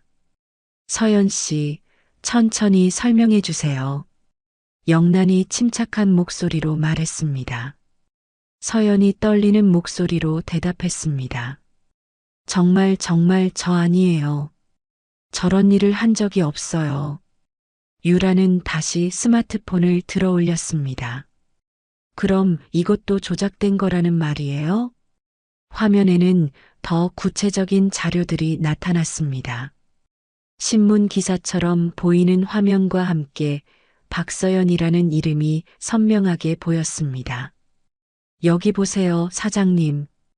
대기업 임원 사기 피해액 수억 원이라는 기사예요. 그리고 여기 사진도 있고요. 로비에 있던 사람들이 더욱 술렁거렸습니다. 몇몇 손님들은 불편한 기색을 보이며 자리를 피하기 시작했습니다. 영란은 화면을 자세히 보았습니다. 분명히 서연과 닮은 여자의 사진이 있었고 이름도 똑같았습니다. 하지만 뭔가 이상한 느낌이 들었습니다. 이 기사는 언제 난 건가요? 영란이 물었습니다. 3년 전이에요. 그때 이 여자가 대기업 임원을 꼬셔서 투자금 명목으로 거액을 받아낸 거죠. 서연이 급하게 고개를 들며 말했습니다. 저는 3년 전에 해외에 있었어요. 회사 연수로 일본에 있었다고요. 증거 있어요? 유라가 비웃으며 물었습니다. 지금은 없지만 민혁이 서연을 감싸며 말했습니다. 유라, 너 이상해. 왜 이렇게까지 해가면서 서연이를 괴롭히는 거야? 유라는 민혁을 바라보며 안타까운 표정을 지었습니다. 민혁아, 내가 속고 있는 거야. 이 여자가 너를 이용하고 있다고. 무슨 근거로 그런 말을 해? 근거. 유라가 다른 화면을 보여줬습니다. 여기 봐. 이 여자가 최근에 대출받은 기록들이야. 내가 사귀기 시작한 시기와 정확히 일치해. 서연의 얼굴이 창백해졌습니다. 그건 생활비 때문에. 생활비? 유라가 큰 소리로 웃었습니다. 수천만 원짜리 생활비? 영란의 표정이 복잡해졌습니다. 설명을 들을수록 의심이 커지고 있었습니다. 서연 씨, 정말 솔직하게 말해주세요. 대출을 받으신 게 사실인가요? 영란이 조심스럽게 물었습니다. 서연은 한참을 망설이다가 고개를 끄덕였습니다. 네, 맞아요. 하지만 그건 정말 생활이 어려워서. 유라가 손뼉을 쳤습니다. 맞죠? 이제 인정하네요. 민혁이 당황하며 서연을 바라봤습니다. 서연아, 왜 그런 얘기를 안 했어? 미안해요. 부끄러워서 서연이 작은 목소리로 말했습니다. 유라는 기회를 놓치지 않고 계속 공격했습니다. 그리고 사장님, 이 여자가 민혁이한테 접근한 방법도 이상해요. 무슨 의미입니까? 우연을 가장한 만남이었어요. 민혁이가 자주 가는 카페에서 의도적으로 부딪힌 거죠. 서연이 깜짝 놀라며 유라를 바라봤습니다. 어떻게 그걸, 어떻게 아냐고 유라가 승리감에 찬 표정을 지었습니다. 내가 조사를 좀 해봤거든. 영란은 점점 더 혼란스러워졌습니다. 서연의 반응들이 의심스러웠습니다. 서연 씨, 정말 우연한 만남이었나요? 영란이 직접적으로 물었습니다. 서연은 한참을 망설이다가 눈물을 흘리며 고백했습니다. 아니에요. 정말 죄송해요. 로비 전체가 충격에 휩싸였습니다. 민혁의 얼굴도 믿을 수 없다는 표정으로 변했습니다. 서연아, 그럼 정말로. 하지만 지금은 정말 사랑해요. 서연이 울먹이며 외쳤습니다. 처음엔 그랬을지 몰라도 지금은 진심이에요. 유라가 박수를 쳤습니다. 와, 정말 뻔뻔하네요. 지금까지 거짓말로 속여놓고 이제 와서 사랑한다고? 영란의 마음속에서는 분노와 실망이 교차했습니다. 믿고 싶었던 서연이 거짓말을 하고 있었다는 사실이 충격적이었습니다. 서연 씨, 영란이 실망한 목소리로 말했습니다. 어머님, 제가 설명드릴게요. 처음엔 정말 어려운 상황이어서 하지만 민혁 씨를 알게 되면서 제 마음이 진짜로 변했어요. 하지만 이미 상황은 돌이킬 수 없을 만큼 악화되어 있었습니다. 로비의 분위기가 최악으로 치달았습니다. 서연의 고백으로 인해 상황이 더욱 복잡해졌고 주변 사람들의 시선도 차가워졌습니다. 영란은 실망감과 분노로 마음이 복잡했습니다. 그때 호텔 정문이 벌컥 열리며 민혁이 헐레벌떡 뛰어들어왔습니다. 아니, 이미 민혁은 여기에 있었는데 또 다른 민혁이 들어온 것처럼 보였습니다. 서연아, 괜찮아? 방금 들어온 민혁이 숨을 헐떡이며 서연에게 달려왔습니다. 모든 사람이 혼란스러워했습니다. 분명히 민혁은 이미 로비에 있었는데 왜 또 들어오는 것일까요? 민혁아, 너 벌써 여기 있었잖아. 영란이 당황하며 말했습니다. 그제야 상황이 명확해졌습니다. 처음부터 로비에 있던 사람은 민혁이 아니라 다른 사람이었습니다. 유라와 함께 있던 남자는 민혁과 닮은 다른 사람이었던 것입니다. 진짜 민혁이 로비 상황을 보자마자 유라를 향해 소리쳤습니다. 유라, 너 또야? 왜 이렇게까지 구는 거야? 유라는 민혁을 보자 잠시 당황했지만 곧 웃으며 말했습니다. 민혁아, 왔구나. 잘 됐어. 내가 직접 봐야겠어. 이 여자의 정체를. 정체? 무슨 소리야? 민혁이 화를 내며 물었습니다. 내 여자친구가 누군지 몰라서 그래. 사기꾼이야, 사기꾼. 민혁은 서연의 빨간 뺨을 보고 더욱 화가 났습니다. 너 서연이한테 손댔어? 손댔다니, 그냥 정신 차리라고 한 대 때린 거지. 미쳤어? 내가 무슨 권리로. 그러자 유라는 갑자기 폭탄 발언을 했습니다. 왜냐고? 내 엄마 때문이야. 내 엄마가 서연을 반대해달라고 나한테 부탁했거든. 순간 로비 전체가 얼어붙었습니다. 서연은 고개를 번쩍 들어 영란을 바라봤습니다. 영란은 얼굴이 하얗게 질렸습니다. 무슨 소리냐? 영란이 떨리는 목소리로 물었습니다. 유라는 승리감에 찬 표정으로 계속 말했습니다. 며칠 전에 나한테 연락했잖아요, 어머니. 서연이를 민혁이 곁에서 떠나게 해달라. 대신 보상해주겠다고 하면서. 민혁의 표정이 일그러졌습니다. 엄마 설마 정말이야? 영란은 완전히 당황했습니다. 나는 그런 말 한 적이 없어. 없다고요?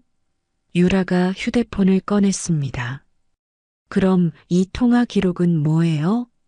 화면에는 분명히 영란의 번호로 된 통화 기록이 있었습니다. 이상하네요. 분명히 어머니 목소리였는데 유라가 의미심장하게 말했습니다. 영란의 다리가 풀려 의자에 털썩 주저앉았습니다. 나는 정말 그런 말 한 적이 없어. 믿어줘, 미녀가. 하지만 이미 로비의 시선은 영란을 향해 있었습니다. 사람들은 수군거리며 상황을 지켜보고 있었습니다.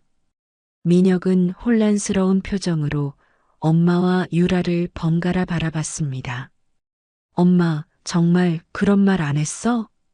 정말이야. 나는 유라한테 그런 부탁을 한 적이 없어. 서연은 눈물을 흘리며 영란을 바라봤습니다. 어머님, 정말 저를 그렇게 생각하셨어요? 아니야, 서연아. 나는 정말. 유라가 다시 끼어들었습니다. 어머니, 이제 와서 모르쇠 하시면 안 되죠. 분명히 말씀하셨잖아요. 나는 정말 안 했어. 영란이 억울하다는 듯이 소리쳤습니다. 하지만 유라의 증거들과 교묘한 말들 때문에 상황은 영란에게 불리하게 돌아가고 있었습니다. 호텔 직원들도 어떻게 해야 할지 몰라서 우왕좌왕하고 있었습니다. 로비 매니저는 영란의 눈치를 보며 상황을 정리하려고 했지만 쉽지 않았습니다. 사장님, 어떻게 하시겠습니까? 로비 매니저가 조심스럽게 물었습니다. 영란은 머리가 하얗게 변한 기분이었습니다. 자신이 하지도 않은 일로 오해를 받고 있는 상황이 억울했지만 어떻게 증명해야 할지 몰랐습니다. 민혁은 서연의 어깨에 손을 올리며 말했습니다. 서연아, 일단 집에 가자. 여기서는 제대로 이야기할 수 없을 것 같아. 하지만 민혁 씨 서연이 영란을 바라보며 말했습니다.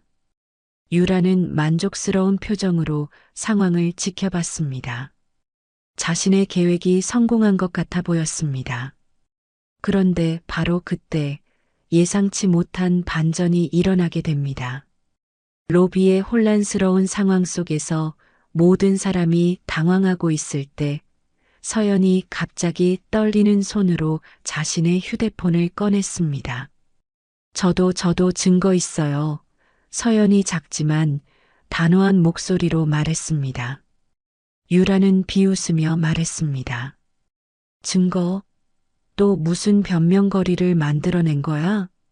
아니에요. 서연이 휴대폰 화면을 모든 사람에게 보여주었습니다. 이것 좀 보세요. 화면에는 유라가 보낸 협박 메시지들이 가득했습니다. 날짜를 보니 몇 주 전부터 계속 온 것들이었습니다. 민혁이랑 다시 만나야 하니까 내가 사라져. 아니면 내가 널 박살내겠어. 너 같은 애가 민혁이 옆에 있으면 안 돼. 알아서 포기해. 마지막 경고야.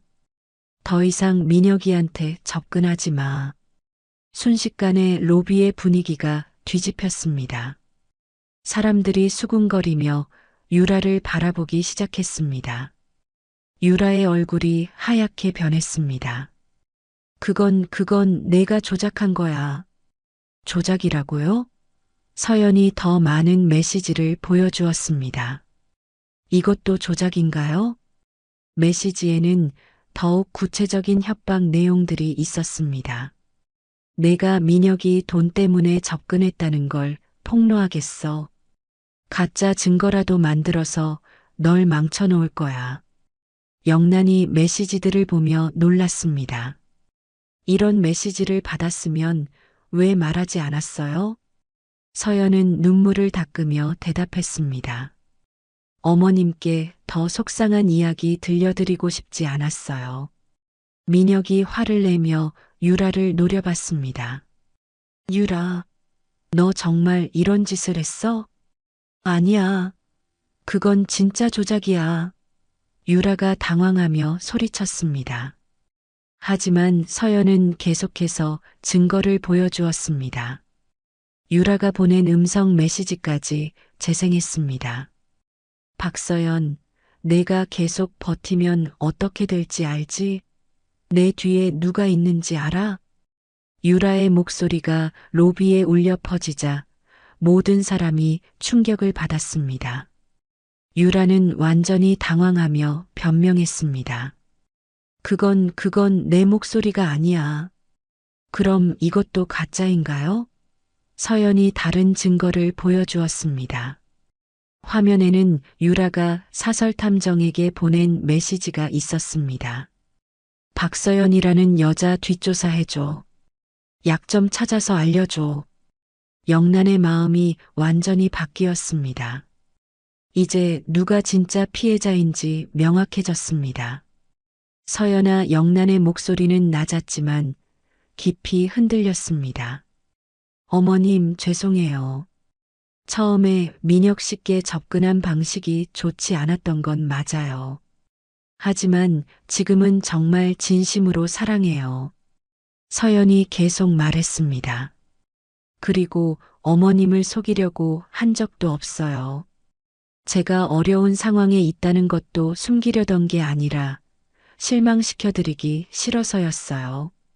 영란은 서연의 진심 어린 눈빛을 보며 자신의 판단이 틀렸음을 깨달았습니다. 서연아, 내가 왜 말하지 않았니? 이런 협박을 받고 있으면서 어머님께서 저를 의심하고 계신다는 걸 알았거든요. 그런 상황에서 이런 이야기까지 하면 더 큰 오해를 받을까봐 무서웠어요. 영란의 가슴이 무너졌습니다. 이 아이는 마음이 이렇게 여린데 내가 뭘 본 거지? 민혁이 서연을 끌어안으며 말했습니다. 서연아, 미안해. 내가 이런 상황을 막지 못해서. 유라는 여전히 부인하려고 했습니다. 이건 모두 조작이야. 믿지 마. 하지만 서연은 마지막 증거를 보여주었습니다. 유라가 영란의 목소리를 흉내내어 가짜 전화를 했다는 녹음 파일이었습니다. 이건 유라 씨가 성대모사를 연습하는 모습을 몰래 녹음한 거예요. 어머님 목소리를 따라하면서 저를 모함할 계획을 세우고 있었어요. 녹음에서는 유라가 영란의 목소리를 흉내내며 서연이를 민혁이에게서 떼어놓아야 해라고 중얼거리는 소리가 들렸습니다. 이제 모든 진실이 드러났습니다. 유라가 모든 것을 조작하고 계획한 일이었던 것입니다. 영란은 깊은 후회와 미안함을 느꼈습니다. 순수한 마음을 가진 서연을 의심했던 자신이 부끄러웠습니다. 서연의 결정적인 증거들이 모두 공개되자 로비의 분위기가 완전히 바뀌었습니다. 유라를 바라보는 사람들의 시선이 차가워졌고 영란은 깊은 후회에 빠져 있었습니다. 유라는 마지막 발악을 하듯 소리쳤습니다. 이건 모두 조작이야. 나를 모함하려고 만든 가짜 증거들이라고. 하지만 이미 아무도 유라의 말을 믿지 않았습니다. 너무나 구체적이고 일관성 있는 증거들 앞에서 유라의 변명은 더 이상 통하지 않았습니다. 영란은 천천히 일어섰습니다. 마음속 깊은 곳에서 올라오는 분노와 결단이 그녀의 얼굴에 드러났습니다. 유라 씨, 영란이 차갑지만 단호한 목소리로 유라의 이름을 불렀습니다. 유라는 영란을 보며 여전히 당당한 척했습니다. 네, 사장님. 이 모든 게 조작이라는 걸 알아주시죠? 영란은 유라를 정면으로 바라보며 말했습니다. 더 이상은 안 됩니다. 지금 당장 이 호텔에서 나가세요. 뭐라고요? 유라가 믿을 수 없다는 표정을 지었습니다. 들리지 않았나요? 나가라고 했습니다. 유라는 떨며 뒤로 물러섰습니다. 아줌마 제가 누군지 아시잖아요? 제 아버지가 누군지 알고 계시면서 영란은 한치도 흔들리지 않았습니다. 그래요. 당신 뒤에 누가 있든 상관없습니다. 로비에 있던 모든 사람이 숨을 죽이고 이 대화를 들었습니다. 영란의 단호한 모습에 감탄하는 사람들도 있었습니다. 내 며느리를 건드리면 나는 끝까지 갑니다. 영란이 더욱 강한 어조로 말했습니다. 그 한마디에 로비 전체가 숨을 삼켰습니다. 영란의 위엄과 결단력이 모든 사람을 압도했습니다. 유라는 영란의 단호함에 당황했습니다. 하지만 이 여자가 정말로 민혁이를 속인 건 맞잖아요. 그것과 당신이 한 짓은 별개의 문제입니다. 영란이 냉정하게 답했습니다. 민혁이 앞으로 나서며 유라에게 말했습니다. 유라, 이제 그만해. 내가 한 일들이 모두 드러났어. 민혁아, 내가 이 모든 걸 너를 위해서 한 거야. 저 여자가 너를 이용하고 있다는 걸 보여주려고. 그건 내가 결정할 일이 아니야.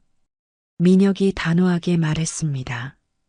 서연이 조용히 영란에게 다가갔습니다. 어머님, 정말 죄송해요. 제가 처음에 솔직하지 못했던 것도 잘못이었어요. 영란은 서연의 손을 잡으며 말했습니다. 아니야, 서연아. 내가 너를 제대로 보지 못했어. 미안해. 유라는 이 모습을 보며 더욱 화가 났습니다. 정말 믿을 수 없어. 저 여자의 거짓말에 속아 넘어가시는 거예요. 그때 호텔 보안 요원들이 나타났습니다. 영란이 미리 부른 것이었습니다. 이제 보였습니다. 순수한 마음, 따뜻한 성격, 그리고 무엇보다 민혁을 진심으로 사랑하는 마음이 느껴졌습니다. 서연아, 너는 어려운 상황에서도 나를 원망하지 않았구나. 영란이 감동하며 말했습니다. 어머님을 원망할 이유가 없어요. 어머님이 민혁 씨를 걱정하시는 마음은 당연한 거잖아요. 영란의 눈시울이 붉어졌습니다. 이런 좋은 아이를 의심했던 내가 정말 부끄러워.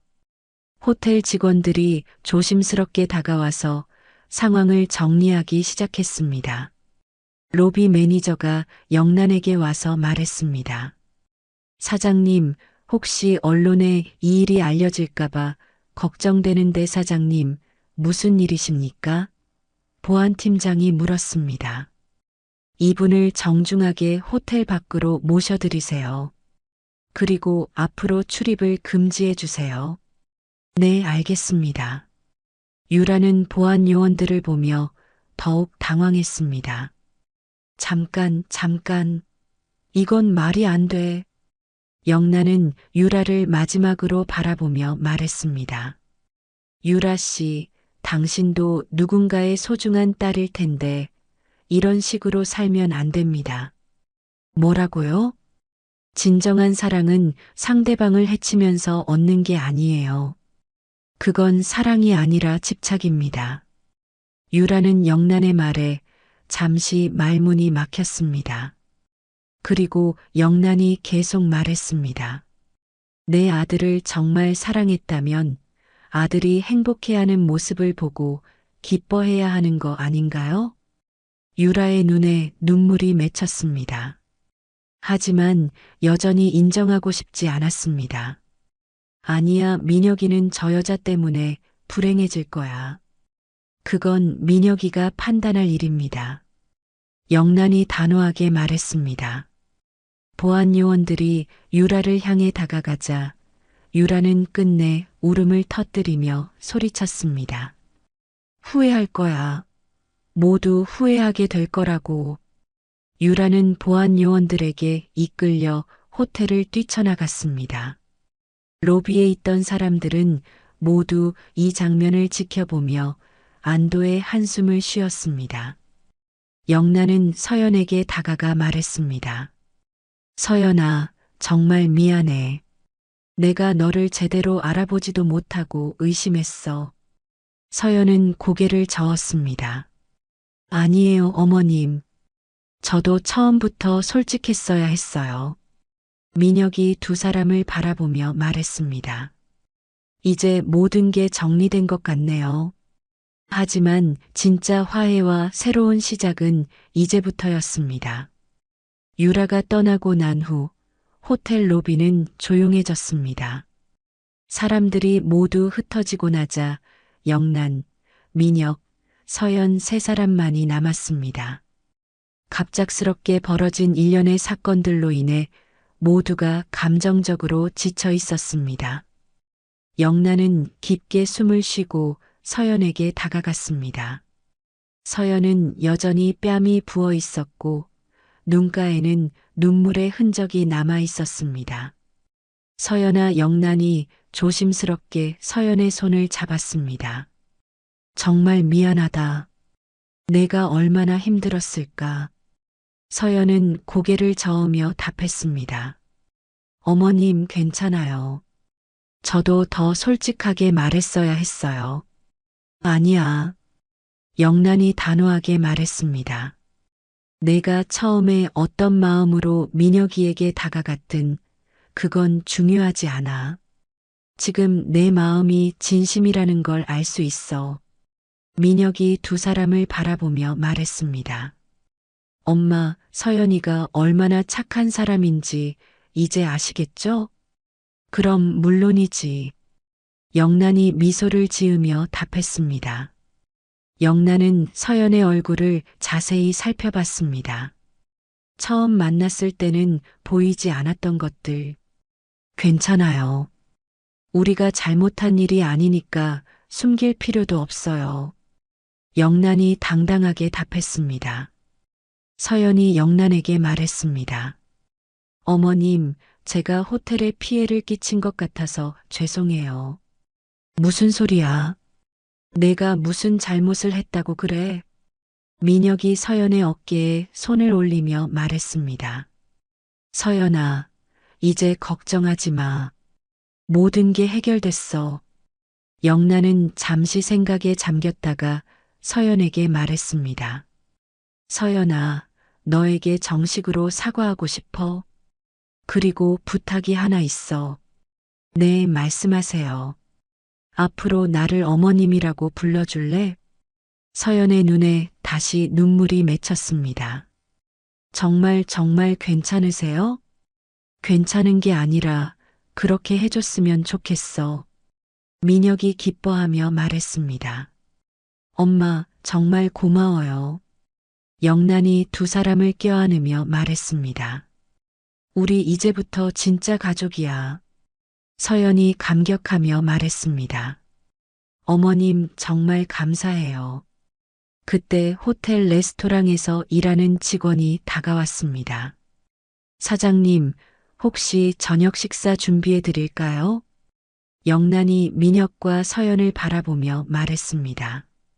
좋은 생각이네. 우리 셋이 함께 식사하자. 네, 좋아요. 서연이 밝게 대답했습니다. 레스토랑으로 이동하는 길에 영란이 서연에게 물었습니다. 서연아, 너는 어떤 결혼식을 꿈꿔봤니? 서연이 부끄러워하며 답했습니다. 아직 그런 생각까지는. 그럼 내가 도와줄게. 우리 호텔에서 가장 아름다운 결혼식을 만들어주고 싶어. 민혁이 놀라며 말했습니다. 엄마, 벌써 그런 계획을? 당연하지. 좋은 며느리를 놓칠 수는 없으니까. 세 사람이 레스토랑에 앉아 식사를 하는 동안 영란은 서연에게 여러 가지 질문을 했습니다. 가족 이야기, 취미, 꿈 등 진정으로 서연을 알고 싶어하는 마음에서 나온 질문들이었습니다. 서연아, 부모님은 어떤 분들이세요? 아버지는 작은 회사에서 일하시고 어머니는 집에서 아이들 과외를 해주세요. 검소하게 사시지만 정말 따뜻한 분들이에요. 그럼 곧 뵙고 싶네. 정식으로 인사드려야지. 서연의 얼굴이 환해졌습니다. 부모님이 정말 좋아하실 거예요. 식사를 마치고 영란은 서연에게 작은 선물 상자를 내밀었습니다. 이게 뭐예요? 서연이 놀라며 물었습니다. 열어봐. 상자 안에는 아름다운 목걸이가 들어 있었습니다. 이건 내가 민혁이 아버지에게서 받은 목걸이야. 이제 너에게 물려주고 싶어. 서연이 감동해서 말을 잇지 못했습니다.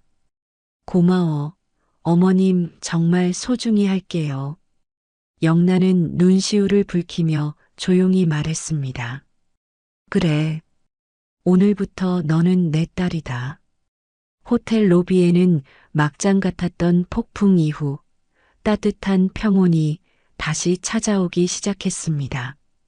진실이 밝혀지고 오해가 풀리고 진정한 가족이 되어가는 아름다운 순간이었습니다.